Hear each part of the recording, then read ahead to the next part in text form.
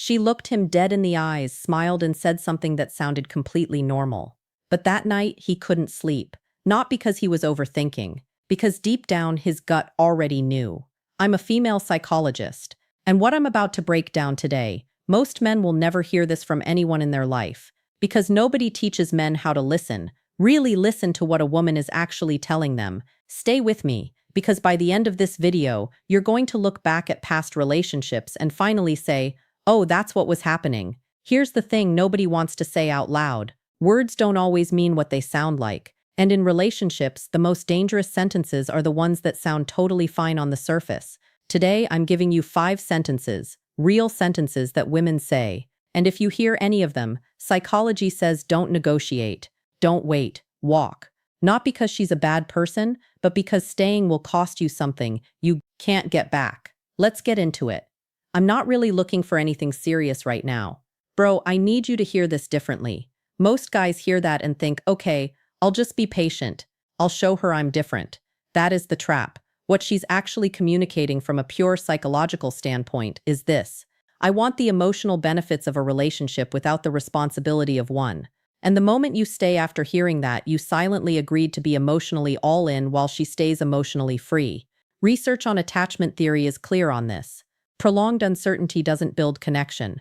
It builds anxiety. You start reading into every text, every scene, but not replied, every mood shift. Your nervous system is in constant low-level panic, and you call that love, but it's not love, it's waiting. Strong men don't wait for a seat at a table that was never set for them. If this is already hitting different, smash that subscribe button right now, because I drop this kind of raw psychological truth every single week. And trust me, you don't want to miss what's coming next. All right, back to it. I'm a really complicated person.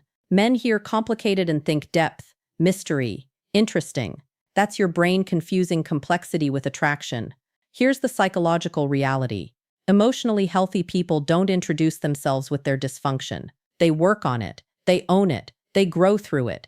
When someone leads with, I'm complicated, what they're really saying is, I haven't processed my patterns yet, and I need you to pre-accept the chaos. That's not depth. That's a warning label. And the men who ignore warning labels, they don't get a relationship.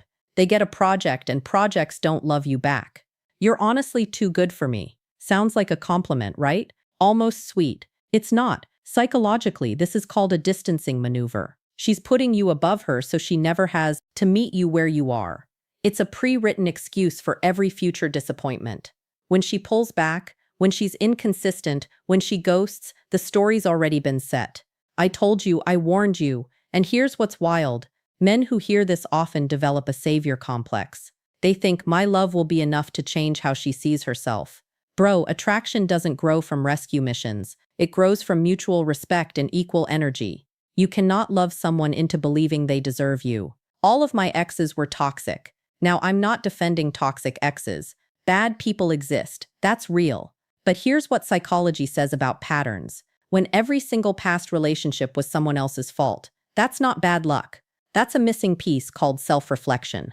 Growth requires ownership, not just of the pain but of the patterns. If she can't ask herself, what role did I play? She can't grow past it. And if she can't grow past it, you don't become her partner. You become her next story. Yo, if this video is making you think about someone specific right now, you're not alone. Drop their initials in the comments, just the initials, and hit subscribe because the next part, this is where most men finally connect all the dots. I don't really like labels. This one right here. Men accept this because they don't want to seem controlling or needy, so they play it cool. They stay chill, but wanting definition is not controlling. It's called being intentional. Here's what's happening neurologically when you live in undefined territory. Your brain treats ambiguity the same way it treats a threat. You're never fully relaxed, never fully secure. You're giving partner-level energy for situation-level commitment. And that imbalance, it drains you slowly, silently, until one day you wake up exhausted, and you don't even know why. Here's what nobody tells men, and I'm saying this as a psychologist and as a woman. Walking away is not failure, it's fluency. It means you understood what was being communicated and you responded accordingly. The strongest men aren't the ones who stayed the longest. They're the ones who left the moment self-respect started quietly leaving first. Because here's what happens when you stay too long in misalignment. You get patient, then careful, then quiet. You stop expressing needs, stop setting limits. You start editing yourself to keep the peace. And the moment you start shrinking to fit someone else, attraction dies. Not because you're boring, but because you're no longer whole. Women don't fall for men who abandon themselves, not because they're cruel, but because emotional stability is magnetic. And you can't be stable when you're constantly destabilized. So here's how I want you to flip this. Those 5 sentences aren't red flags. They're exit signs, offered early before the damage stacks up. When she says she's not ready, believe her and choose a woman who is.